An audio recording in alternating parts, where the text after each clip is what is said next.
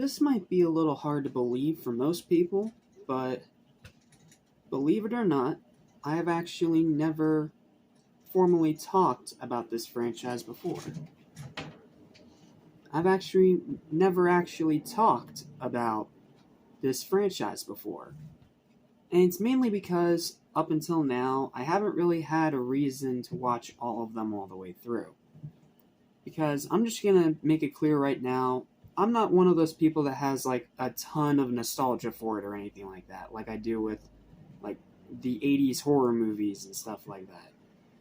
And it's mainly because I just did not grow up watching these as a kid. I've seen them in passing, and I saw advertising for the 2010 version out the ass, but outside of that, I've never actually watched these movies all the way through. Like, I've never seen these movies all the way through. Up until now, I've never seen Kah-Rah-Tay, and I just haven't really gotten that affiliated into this franchise. So, this is definitely coming from a fresh first-timer's perspective. So, I'm not one of those people that's going to be like super nostalgic about it or have any fond memories of any of these from like childhood or anything like that, because up until now I haven't had the time to watch them. And it's not that I haven't wanted to. I've been curious about these for a while, but I've just had my time elsewhere because of this YouTube channel, because I'm now reviewing things professionally, sort of. Like, it's just always been one of those franchises that keeps getting put on the back burner. Well, now that we're done with Final DestiMAYtion, we can finally move on and talk about this series. Because now, just like with Final DestiMAYtion, there's a new one coming out. So, there's no better time than right now to crowbar it into the end of this month and talk about them in depth. Sort of, without spoilers, obviously. So, if you're one of the people that considers these movies like some of the best things ever made, more power to you. This is just my own personal opinion. But I will say, now that I've watched this first one all the way through, it's a great movie, and I can see why it became such a classic of the 80s.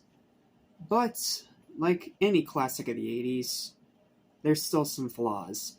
Not big ones, mind you, just stuff you notice. So, if I come off as a little harsh in some of these reviews, I apologize. But, like I said, first time watch, first time perspective, zero nostalgia for any of these.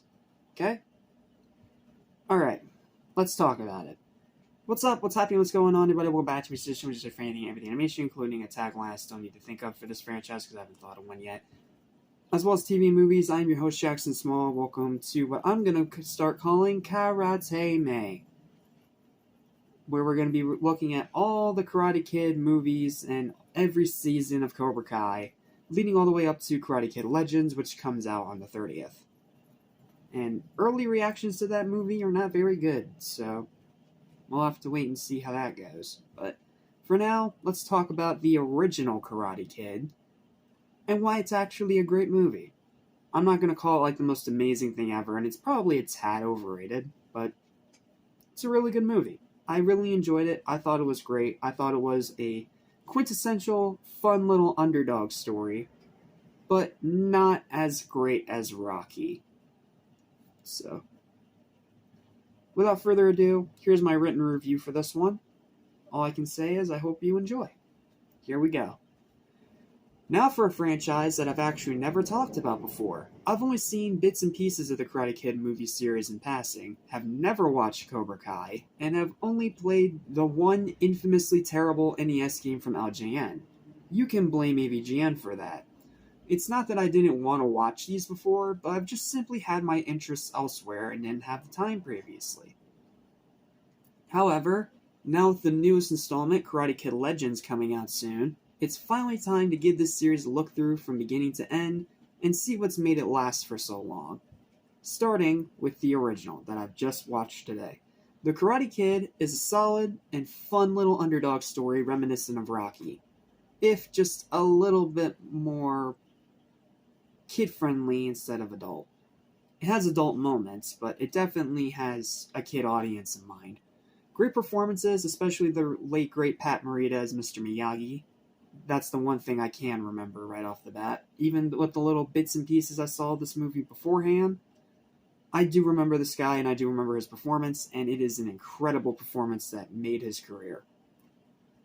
Who'd later guest star in SpongeBob in Season 4's Kah-Rah-Tay Island, which I'm pretty sure I talked about in that review, but if I didn't, I'm going to talk about it now. He's great in that episode, even if the episode itself isn't great. I don't know, I need to rewatch my SpongeBob reviews to remember all my verdicts on everything, but I loved Pat Morita in that episode as that karate guy. I forget his name, editing will correct me later. It's still a great performance, and it's what I remember him most for, outside of this. But may you rest in peace, Pat Morita, great job as Mr. Miyagi.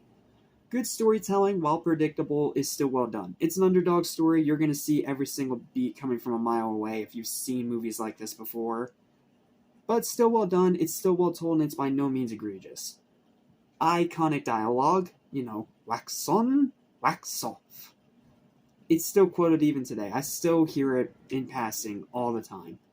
Even though I most notably remember it because Michelangelo quoted it in TMNT 2 Secret of the Ooze. When he's cleaning up April's apartment with the other turtles. Wax on, wax off. Wax on, mouth off. I don't know why. Even before I got the reference, that line just always made me laugh. Decent antagonists. They're not great antagonists. They're not super memorable, but they're fine. They work for what this is. Very good music. Love the music in this movie. The score, the soundtrack, both are great. Excellent runtime that doesn't overstay its welcome. Since this is a movie from the 80s, it is mercifully short. Some fantastic practical fight choreography.